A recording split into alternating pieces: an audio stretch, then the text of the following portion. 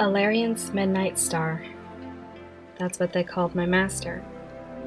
When I first heard this title, I actually had the gall to scoff at it, to laugh when I learned how he acquired it. Of course, I was a different person back then. We Star-Touch elves can come down to Earth whenever we choose, but we rarely do. I, like most of my kind, believed that beings of the cosmos were above the people who lived down below us, humans and elves alike. In fact, I would often wonder why anyone would even want to venture down below in the first place. Humans are nothing more than a flicker of light in the darkness, a firefly that blinks once and is never seen again. Elves are unfortunate enough to be trapped on Earth, toiling away in the sun and wasting their lives on petty things such as grudges and revenge. And so when my new master descended below, I truly thought that he had lost his mind. Until I saw his power grow. Every time I saw him again, he had gained some more power or learned a new spell. I couldn't help but be astonished, and so began to think that perhaps elves weren't as petty as I had initially led them out to be, though I still didn't care much for the affairs of humans. It almost disgusted me what depths they were able to sink to, committing one heinous act after another and trying to play innocent or shift the blame somehow, giving little regard to the lives of others and instead serve their own selfish interests. And so when a city called Alarian struggled to survive during a winter, of course myself and my kind turned our backs on their childish cries for help. All except for my master. Where the rest of us saw weakness in humans, he somehow saw potential in them. I would not help him, but neither would I abandon him. I watched as he made his grand entrance to the people and offered to help them with their plight. I saw his each and every deed, noticed each and every heart and mind he won over. Then finally, he promised them gifts. Gifts, he told them, that would give humans an advantage, that would make them just as, if not more powerful than the elves and dragons who would belittle them. Little did I know that he also had a gift for me. One night, he took me down to Earth and brought me to the city of Alarian. The people still struggled at times, but now thanks to my master, they were almost thriving. I looked upon the humans as if they would upon a horde of cockroaches. I still didn't see the potential that my master saw in them. At that moment, I might as well have been in a castle overrun by vermin. I turned to my master and asked, "Why have you brought me here?" "To open your eyes, my apprentice," he replied confidently. "To what?" He turned my head to the people. "To what humans are capable of." I looked around, stared for a moment. I saw a store owner curse at a thief, a farmer mistreat their horse, then turned my gaze away just before I could watch a man hit a child. "I already know what they are capable of, master." "Only some. Look again." I did as he asked. On a street, I saw a woman save someone from being hit by a mule pulling a cart. Beside a building, I watched a man give coins to a begging stranger. Under a tree, I saw a boy share his coat with his brother. Where I initially saw cruelty and hate, I now saw courage and kindness. And that was only the beginning. For every person who inflicted pain, there would always be someone who could heal it. For every ugly thing I found, there would always be something more beautiful hidden nearby. Before I knew it, my master had realized his goal. My eyes had been opened that day. Now whenever he visited the people, I would accompany him. And the more I looked, the more I saw. I saw the things that humans could do, the structures they could build, the bonds that they could forge, the changes they could make, the mountains they could move. I was wrong about them. We all were. Humans are much more complicated than I could have imagined. There's a certain duality to them. Each and every one of them has their daily struggles and battles to fight. They do have the capacity for evil, but they also have the capacity for good. Some give in to their demons while others find the strength to live above them. Some allow people to set their limits for them while others refuse to be told what they can or can't do. They're more resilient than even they know, stronger than they think. Perhaps that's what my master saw in them, why he gave them the gift of dark magic. The ability to siphon the magic from other creatures and use it for one's own purpose. I never saw it firsthand, but I did see the benefits reaped from it. The families that were fed, the illnesses that were cured. But the question still remained. Did the ends justify the means? I would get my answer on the day that Sol Regum summoned the Dark Mage. My master was elsewhere that day, and I was visiting Alarion.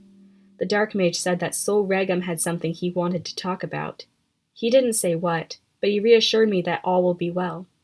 I wanted to believe him, but my powers had grown, and I got a glimpse of what was to come if he went. I saw Sol Regum flying off toward Alarion, and the Dark Mage crying out in terror. I decided to follow him. I arrived at the bottom of the peak the Dark Mage stood upon when he met with Sol Regum. I thought it best to stay out of sight and let them speak. I couldn't hear what the Dark Mage was saying, but I had no trouble hearing the King of the Dragons, and so I was able to learn what he summoned the Dark Mage for. Unless he and his followers gave up dark magic, Sol Regum was going to burn Alarion to the ground. I was shocked by what I heard. I didn't know what to do. Do I stay hidden or try to help? I wouldn't get to choose. Before I knew it, Sol Regum had taken to the sky, and the Dark Mage was crying out with his hand outstretched the way I saw him in my vision. But what happened next, I don't think even my master could have foreseen. The Dark Mage stamped his staff on the ground once and conjured up a dark twister. Nearby flocks of birds were pulled in and vanished with a brief flash of light. I stumbled up the hill trying to better see what was happening, while being careful not to get too close. Sol Regum noticed the twister and turned himself around, flying back to the peak. I watched in shock and awe as the Dark Mage conjured up an enormous fireball and threw it, just as the King of the Dragons let out a fiery breath of air. The impact nearly sent me tumbling back down the hill. When I found my footing and looked up, I saw Sol Regum with his eyes ablaze fleeing the scene. I climbed the hill and found at the top leftover flames and the Dark Mage's staff lying in the grass.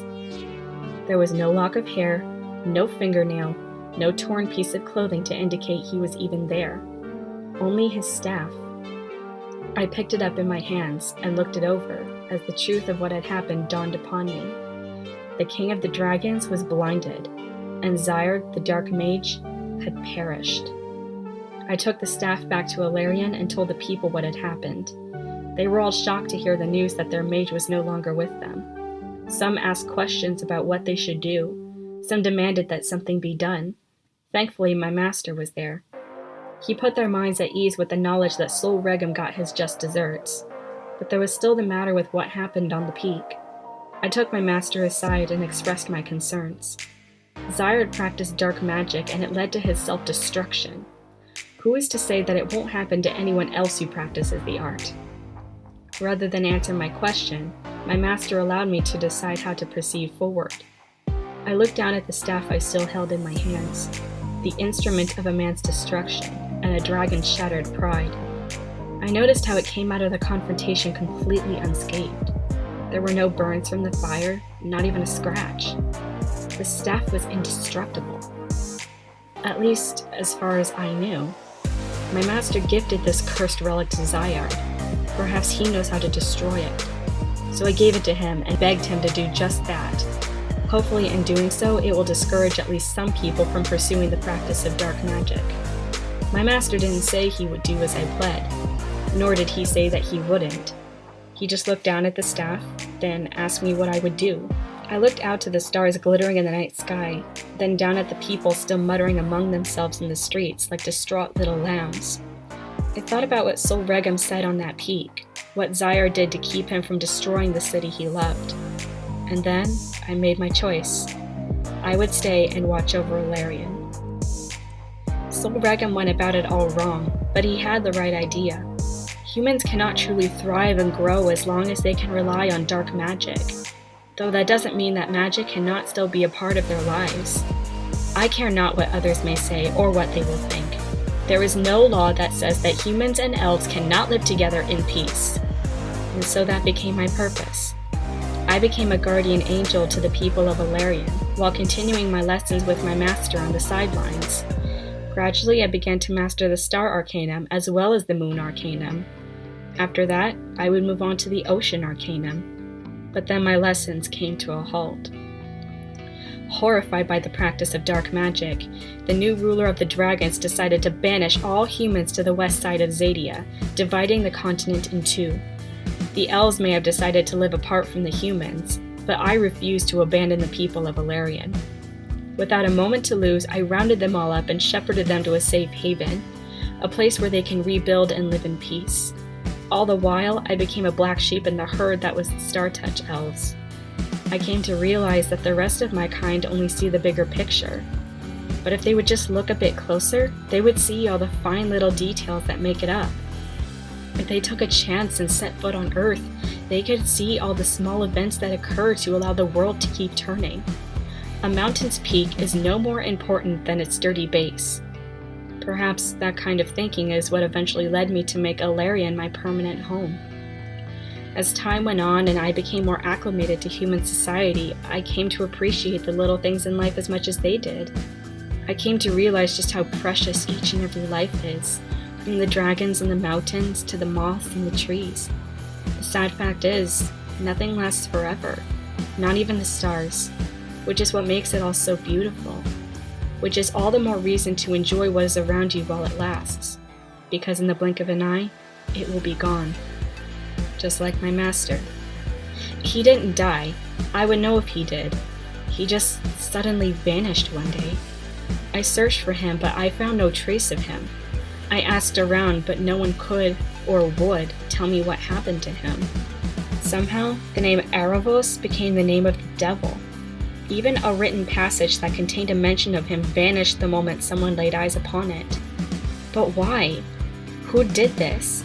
What crime did my master commit that warranted his very existence to be erased? Was it giving humans dark magic? Or something far more horrendous that even I didn't know about? I may never know. I finally gave up the search and focused on the here and now. For the next few centuries, I watched over the world, coming down now and then to help where I could, attempt to bridge the rift between the humans and the elves. Thus far, my efforts have been in vain, and so I began to lose hope. Sometime later, something happened. Someone, actually. Mavisha. I sometimes look back and think about how a moment like that happens every day in another part of the world. I was there when Mavisha was born. I saw this tender moment between a new mother and child unfold right before my eyes. It warmed my very soul. I couldn't stop smiling. I almost forgot all about the outside world and all of the troubles that awaited me when I stepped outside. I even had the privilege to hold her. I felt something new the moment I brought her close to me. For the first time, I felt my heart swell and tears sting my eyes as I looked upon this child. This new life that I know held in my arms. This little miracle. The next thing I knew, I was looking at the bigger picture less and less, and instead put more focus on this one little detail.